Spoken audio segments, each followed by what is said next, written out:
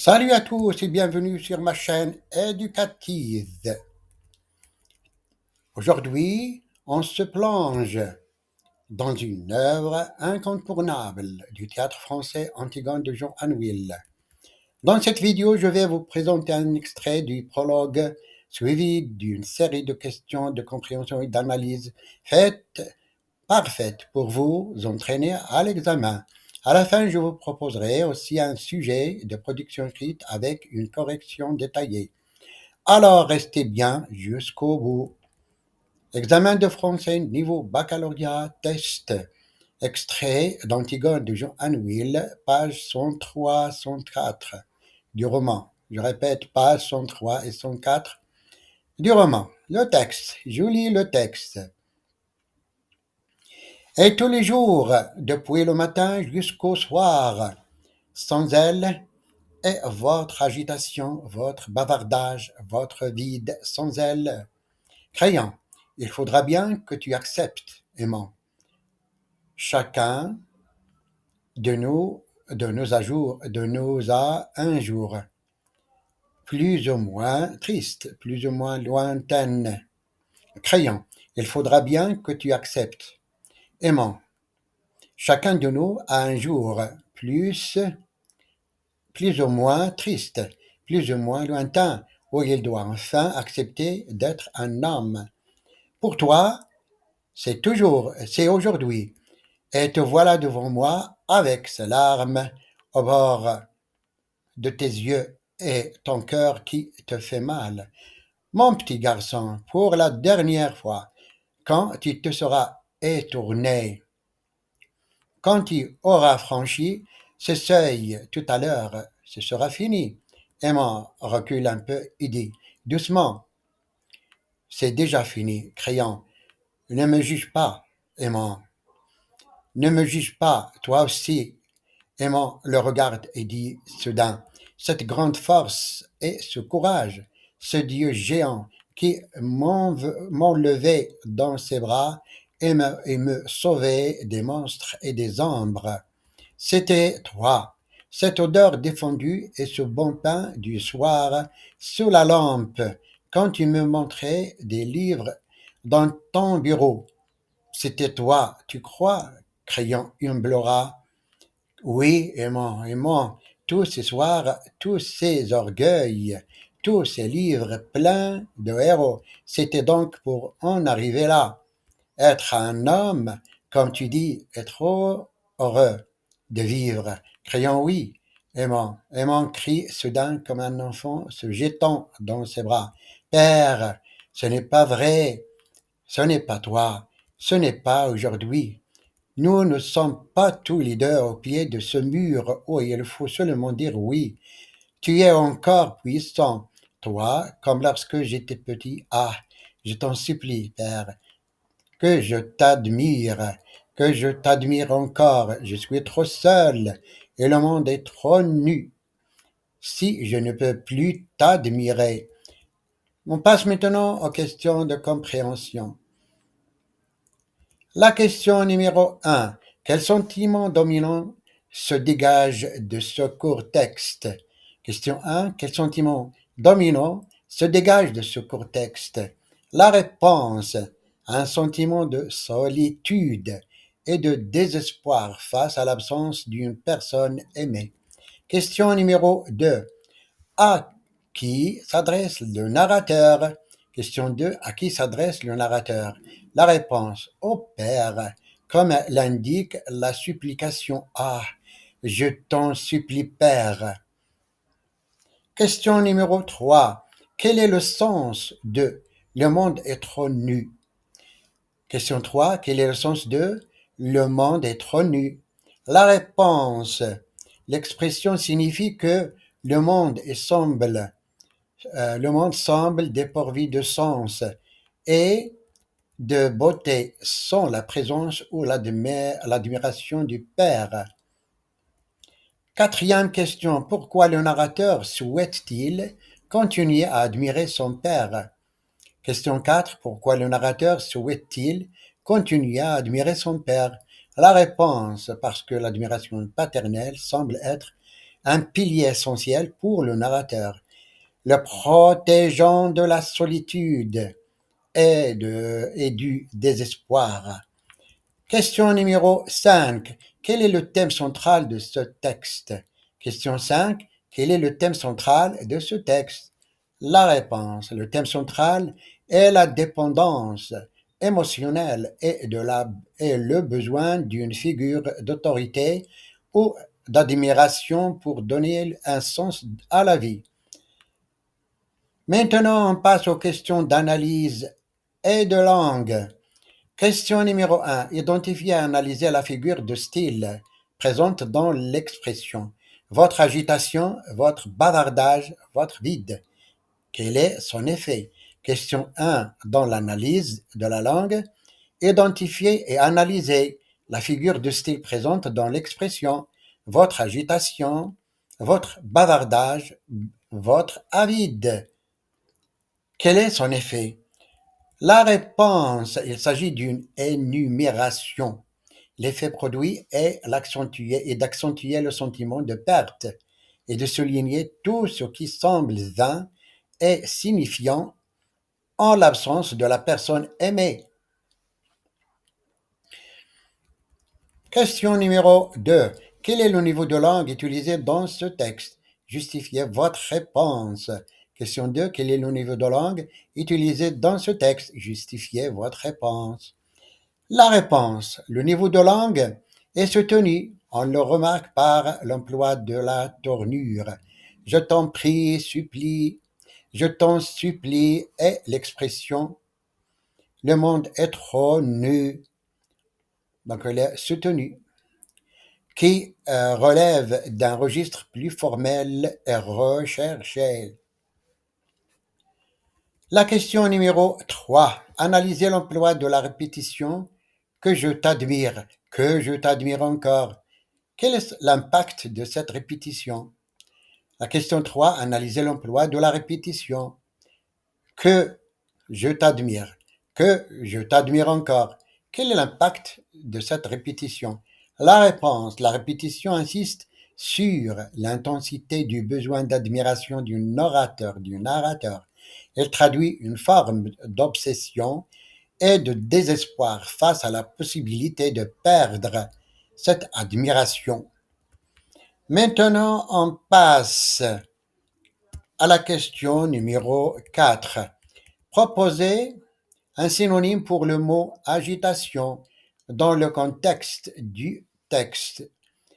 Question 4. Proposez un synonyme pour le mot agitation dans le contexte du texte. La réponse, un synonyme possible est effervescence ou tumulte. Maintenant, on passe à la question 5. Quelle est la fonction grammaticale du mot père dans la phrase Ah, je t'en supplie, père? La question 5. Quelle est la fonction grammaticale du mot père dans la phrase Ah, je t'en supplie, père? La réponse père est un vocatif utilisé pour interpeller directement la personne à qui l'on s'adresse. Question 6. Réécrivez la phrase Je suis trop seul et le monde est trop nu si je ne peux plus t'admirer au niveau de langue familier. C'est question 6. Réécrivez la phrase Je suis trop seul et le monde est trop nu si je ne peux plus t'admirer. Au niveau de langue familière, la réponse Je suis vraiment paumé et le monde est trop moche et je peux plus te kiffer. Maintenant, on passe à la question 7. Expliquez l'implication du pronom possessif votre dans votre agitation, votre bavardage, votre vide.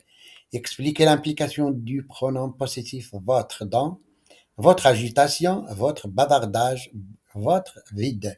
La réponse, le possessif votre marque une distance et un reproche implicite.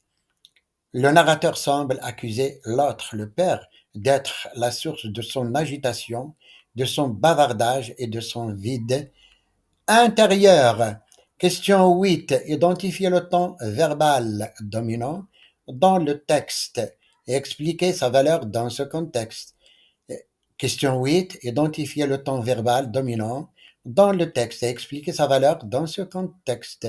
La réponse. Le temps verbal dominant est le présent de l'indicatif. Il présente un état émotionnel actuel et permanent, soulignant l'intensité et la continuité du désespoir du narrateur. Question numéro 9. Transformer la phrase que je t'admire encore à la forme négative. Question 9. Transformer la phrase que je t'admire encore à la forme négative. La réponse. Que je ne t'admire plus. La question 10. Quel registre littéraire peut-on associer à ce texte? Question 10. Quel registre littéraire peut-on associer à ce texte? La réponse. Le registre littéraire associé à ce texte est le pathétique, car il vise à susciter l'émotion et la compassion chez le lecteur face à la souffrance du narrateur. Maintenant, on passe à la production écrite, l'énoncé. L'admiration est-elle une nécessité pour construire son identité? Dans un texte argumentatif structuré, développez votre point de vue sur cette question en vous appuyant sur des exemples concrets tirés de vos lectures ou de votre expérience personnelle. Je répète le sujet, l'admiration est-elle une nécessité pour construire son identité? Dans un texte argumentatif, structuré, développez votre point de vue sur cette question en vous appuyant sur des exemples concrets tirés de vos lectures et de votre expérience personnelle. Les critères de la correction. Conformité à la consigne, cohérence de l'argumentation, organisation du texte, correction de la langue, mise en page et ponctuation, originalité et pertinence des idées. Maintenant, on passe à la correction de la production écrite. L'admiration. Sentiment complexe, mêlant respect et fascination, occupe une place prépondérante dans le développement personnel. La question de savoir si elle constitue une nécessité pour la construction de l'identité mérite d'être posée. L'individu a-t-il impérativement besoin de modèles à admirer pour se forger une identité propre, ou l'affirmation de soi peut-elle se construire en dehors de toute forme d'admiration? Il est indéniable que l'admiration joue un rôle moteur dans l'apprentissage et l'évolution de l'individu. L'admiration offre des modèles. En effet, admirer une personne pour ses qualités, son talent ou ses réalisations permet de s'identifier à un idéal et de se fixer des objectifs à atteindre. L'enfant qui admire ses parents aura tendance à reproduire leur comportement et à intérioriser leurs valeurs. L'élève qui admire un professeur cherchera à exceller dans sa discipline. L'admiration peut être une source d'inspiration et de motivation. Contempler la réussite d'autrui peut susciter l'envie de se dépasser et de développer ses propres compétences. Elle donne confiance en ses capacités et encourage à persévérer face aux difficultés. L'admiration peut faciliter l'intégration sociale. Partager une admiration commune pour une personnalité, une œuvre ou une idée crée du lien social et favorise le sentiment d'appartenance à un groupe. Le sentiment d'appartenance à un groupe. Cependant, l'admiration peut aussi présenter des aspects négatifs et ne doit pas être considérée comme une nécessité absolue. L'admiration excessive peut conduire à une forme d'aliénation. Vouloir ressembler à tout prix à un modèle peut entraver le développement de sa propre personnalité et empêcher l'affirmation de ses singularités. L'admiration aveugle peut rendre vulnérable à la manipulation. Adhérer son esprit critique aux idées d'une personne admirée peut conduire à des choix irrationnels, voire dangereux. La construction identitaire peut également se faire par opposition. Rejeter, rejeter certains modèles ou valeurs peut être un moyen de se définir et d'affirmer son individualité. En conclusion, si l'admiration peut être une force positive dans la construction de l'identité, elle ne saurait être considérée comme une nécessité absolue. L'individu doit apprendre à développer son propre jugement et à se forger une identité autonome, fondée sur ses propres valeurs et aspirations. L'équilibre réside dans la capacité à s'inspirer de modèles admirables sans pour autant renoncer à sa propre singularité. C'est fini. J'espère que cette vidéo vous a aidé à mieux comprendre cet extrait d'Antigone et à vous préparer efficacement pour votre examen. Likez, abonnez-vous et activez la cloche pour ne rien manquer des prochaines vidéos. À très bientôt sur la chaîne éducative.